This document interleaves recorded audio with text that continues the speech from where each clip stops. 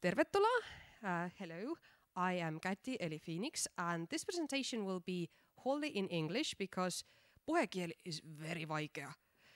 And the theme is mascots. I will explain to you why they are so interesting and useful. So the contents of the presentation will be as follows. I will explain to you why I'm talking about this, and then I will explain what I'm talking to you about. And I will also do little interactive experiments. You can think in your own thoughts or give your guesses out loud. I don't mind either way. And questions are always welcomed, either at the end or in the middle. So yes, and it's backstory time. So last year at Frostbite, my little siblings said, "Oh, Käthy, please bring us Genshin Impact merch." And me, never having played any Genshin in my life, went to the artist alley and was like, "I know this thing. That's emergency food." And then I went to the stalls and were like, "Please, emergency food, and this and this." And then I came home and they were like, "This is nothing. We didn't ask for this character." I was like, "But this is Genshin." So, what is a mascot? Dictionaries say that they are a character, a group, object, animal, that a group chooses to represent them or bring them good luck. So, for example, Akuankka for the Finns. And you can find mascots in a wide area of life. Sports teams and sporting events like the Olympics, they absolutely love mascots. And of course, if you go to Prisma, you will see a lot of mascots, especially in the imported products aisles. So whether it's your cereals, your pipe cleaner, you will see a mascot.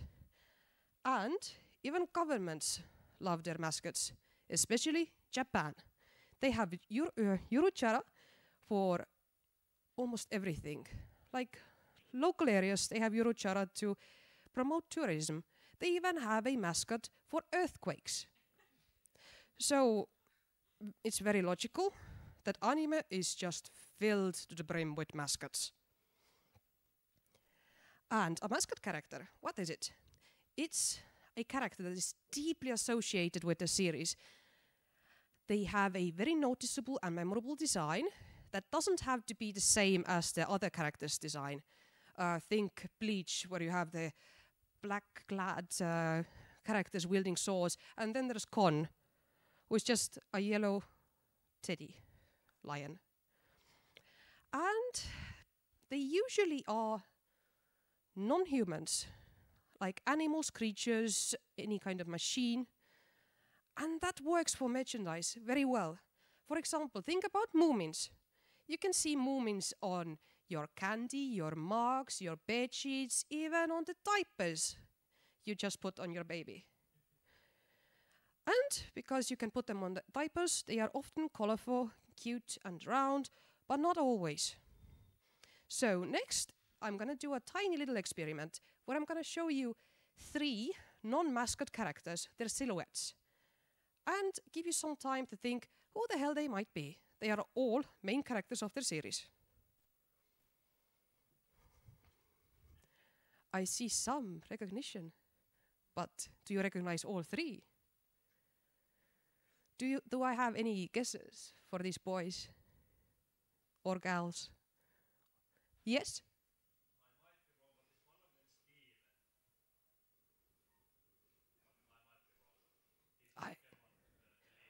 No, because I don't do Pokemon that much, so I don't dare to put any Pokemon besides Pikachu anywhere, because I know that I will mess up. I know like, this is Pikachu, and this is Psyduck, this is Pokemon. And that's it with my knowledge. But any other guesses? Okay. No guesses? Then the answers are the main characters from left to right, from Horimiya, Sasaki Tomiano, and Erased. Now, let's do the same thing, but with mascots. Any guesses?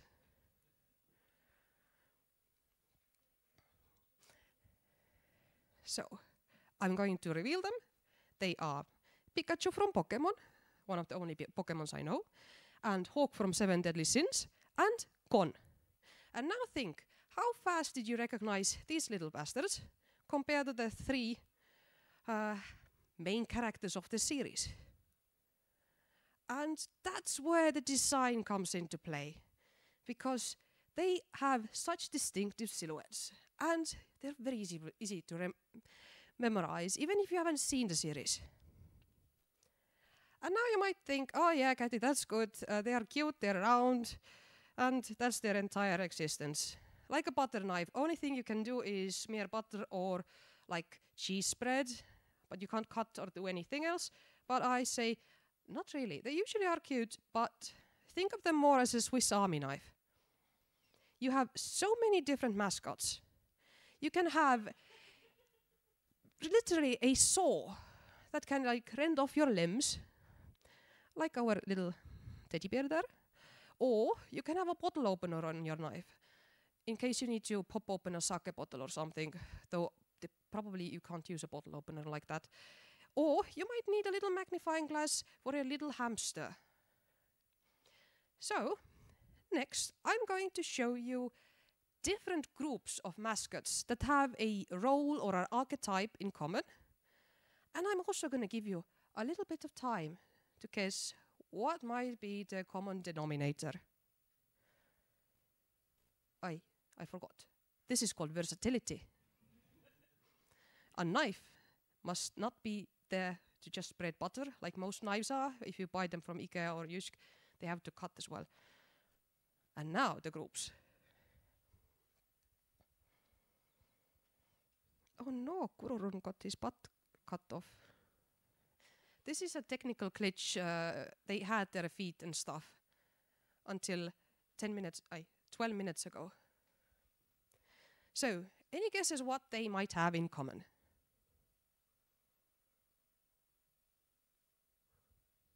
Jo. They are just there. Almost correct. They are the emotional support. They are literally there to be cute, to chill and vibe.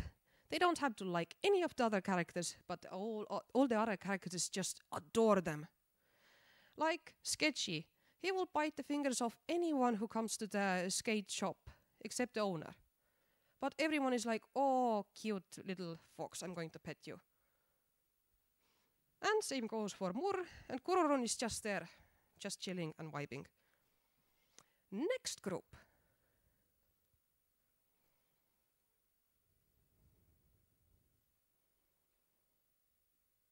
Jo. Almost correct.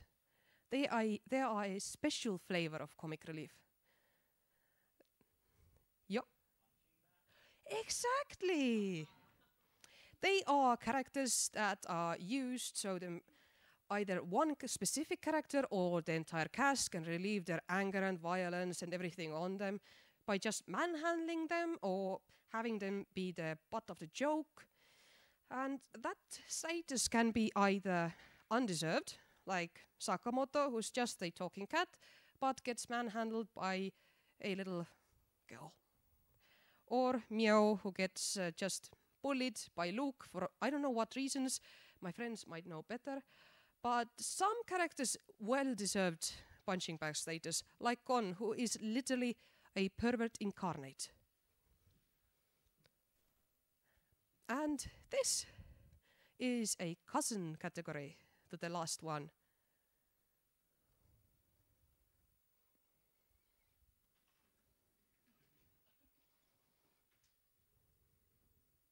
Any ideas?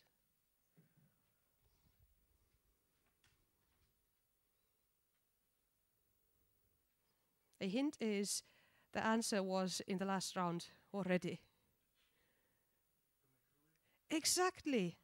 They are there to just vibe and be funny, and they can be either like the silliness level can be mild to extreme. Like Choo Choo is just there to be funny. They're also the friend of Anthony, but I mean, they're just there. While Bruns from A Pretty Cure season has actual tasks to do, and a private life and stuff, but they can often be just there. Like Ponta, who is my dad's favorite mascot. Next group.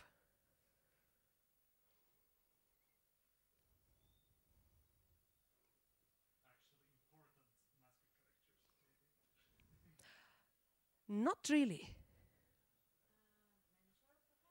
Exactly. We have the teacher or substitute parent, depending on their motivation or reasoning of actually mentoring the things. So we have Artemis, who is like, was it Sailor Venus or V or however they are pronounced. He's just there to be like, ah yes, don't do that, child, don't do drugs and things. While Reborn is literally there to teach kids how to be assassins and mafia gangsters. And Koro Sensei is a teacher of the year, while All Might, he is the mascot of the entire academy. Like, that's what my little siblings have taught me. And Doraemon, also a common characteristic of some of the mentors is that they get sent to mentor the hero. Like Doraemon, who gets sent from the future, and Artemis, who gets sent by weird royalty to avenge their dead children. I think. Next category.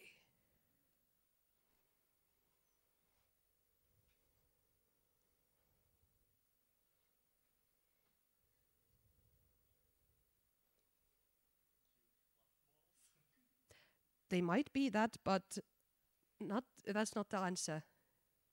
It's a subcategory, but not the answer. That's actually very astute. I didn't think of that. But that relates to their actual category as well. So, I will reveal it. They are fresh off the factory line. They are many. They are legion. They are mass-produced. Like the entire floor was covered with suit sprites in Spirited Away. You can have the entire sky filled with Kuribo. And you literally need a herd or a flock. I don't know the exact terminology of woolly bugs to like shear them. We do not recognize any kind of individual mostly with these mascots, but we're like, aha, I know that. That's the thing from this thing.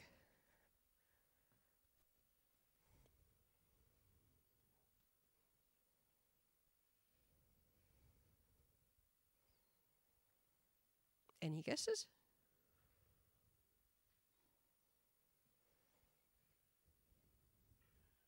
A hint, I could include them only because this is a 18+ event. Otherwise, they wouldn't be here, or at least in this category.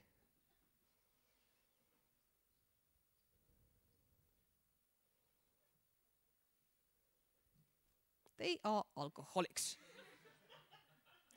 They love sake, especially if they have a mature drinking body, whether that be a priest or a witch lady or no one at all, or the entirety of the Oni population.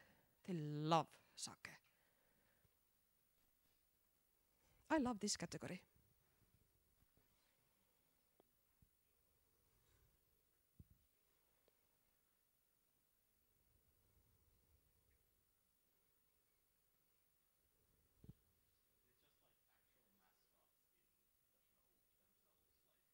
In a way, yes, but they are much more than that, just mascots.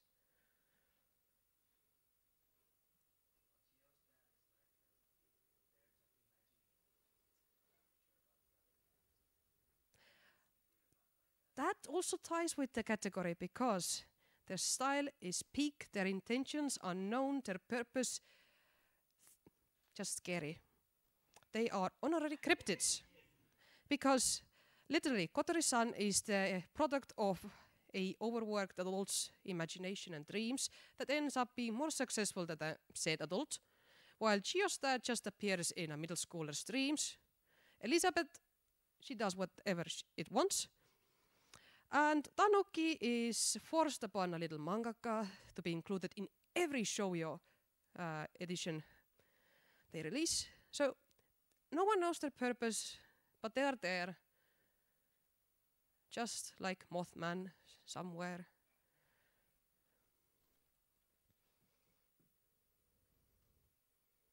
Any guesses? Exactly! Mascots can be very successful main characters, especially if you think of like older anime.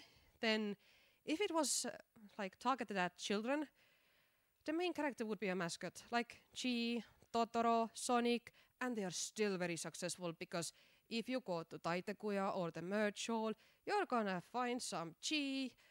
Actually, I found a Chi at Kirpis, and you're gonna find Totoro. And I don't know if you can play Sonic at the game hall thingy, but they are very much still popular and loved and everywhere on merch. And the newer era of isekais has brought us so many mascots. You have slimes, you have spiders, you have vending machines, you have skeletons, you have swords.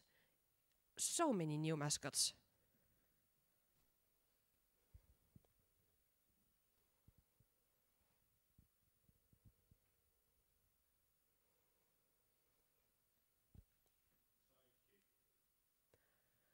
No. I wouldn't call Ryuk a sidekick of any kind.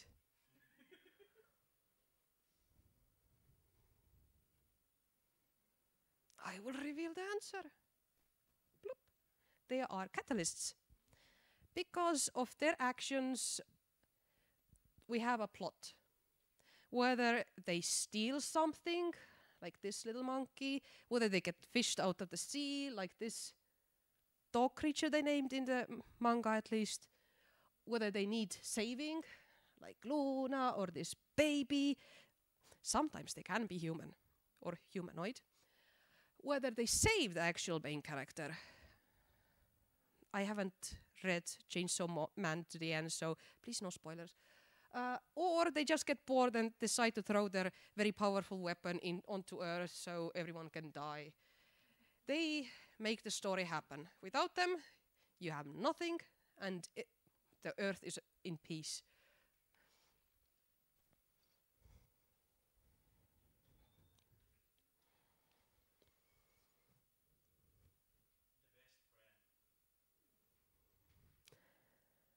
That is true about...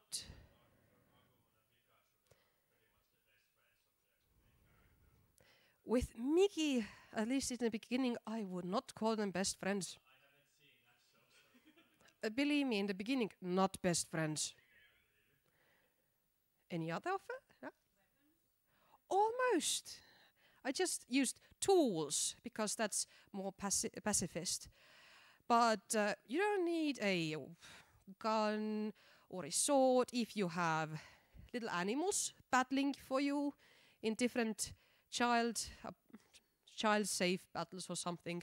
Or like Pam Pam, the little sandwich dog, is an essential part of the Precure transformation.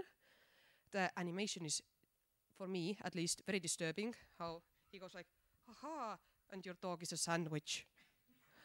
Haro. Exactly. Horrible. And there's two more that you slurp or bite. And Haro from Gundam series was designed to be an actual mascot and have like Alexa or Cortana kind of functionalities, and he develops a lot. He's basically a tool. And Mickey can literally turn into any kind of firearm it sees. So, if you show Mickey a screwdriver, he's gonna become a screwdriver. The definition of a tool. The answer is in the pictures.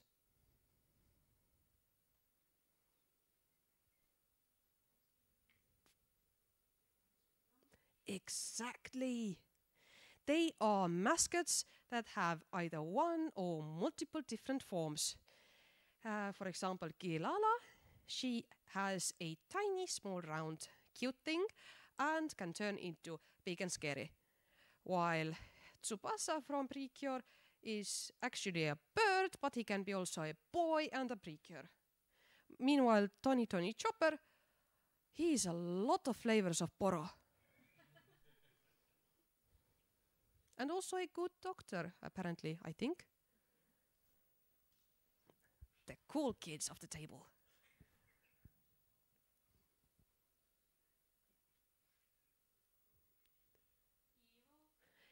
Yes, they are the villains. The cuter it is, the better it sticks to your nightmares. That's the rule. And whether it be our favorite game show host, Monokma, or a little incubator who decides to prevent the heat death of the universe, or it's a selfish little bastard that decides that its existence is more important than a large amount of 13-year-olds. Like, all in all, they are unethical and just perfect villains. Even if the show makes you think that, oh, who is the actual villain? But you might be asking, this fella, why is this a mascot? It's big, it's fleshy, it's everywhere. And think back when he peeked over the wall and suddenly the stores were filled with body pillows with this fella. You have like tiny toys and everything. He is the perfect mascot for the series. And perfect for memes. Villains can also have redemption arcs. For example, Dimple. At first he's like, aha, I have a cult. I'm gonna take over the world with laughter. Sounds very nice and all. Then he gets his ass kicked by the main character and now is a simple simp.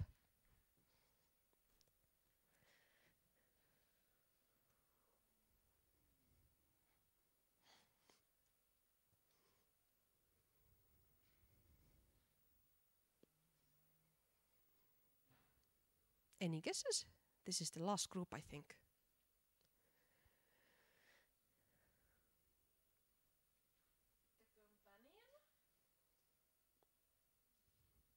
No. If I remember correctly.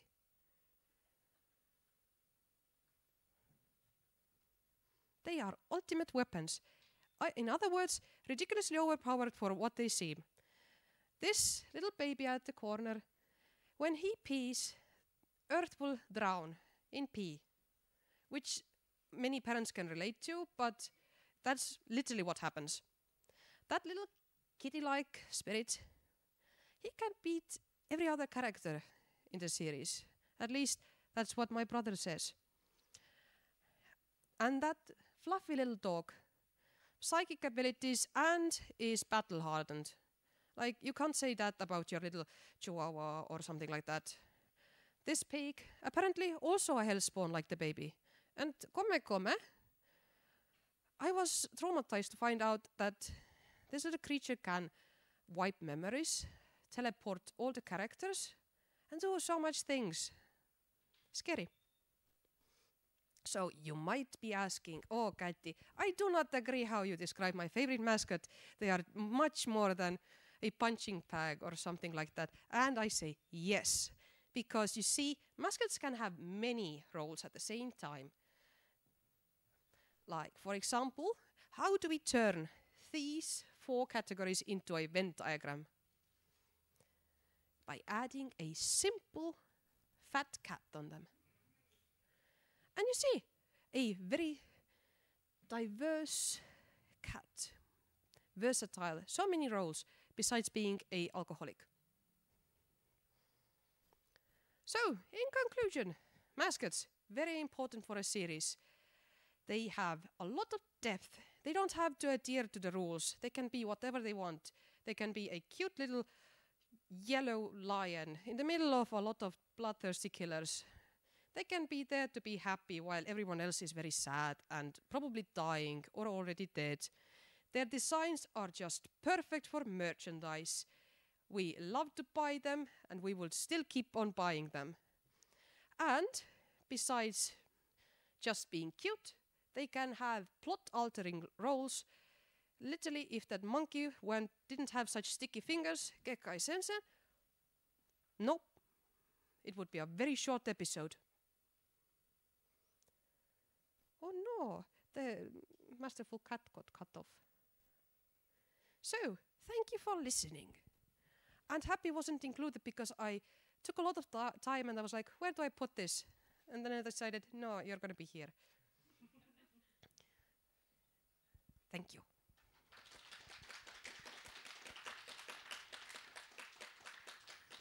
Any questions, ideas, arguments?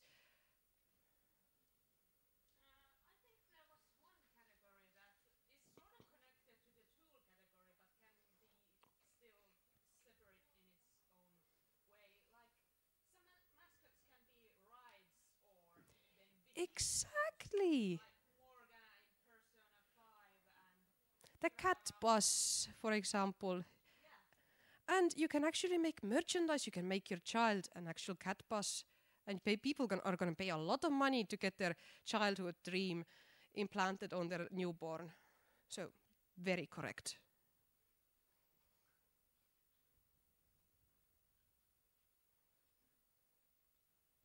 Any questions? Yes.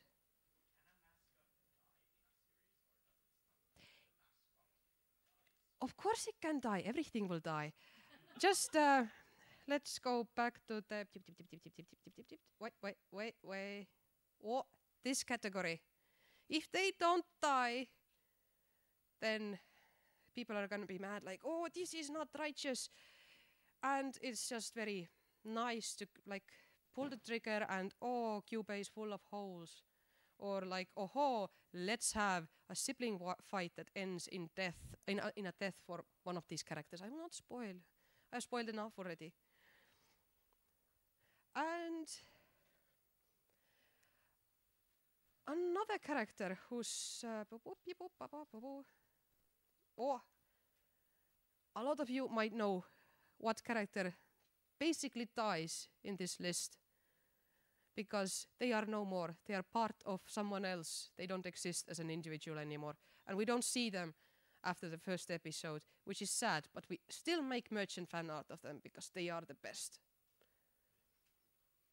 Spoiler, it's Pochita.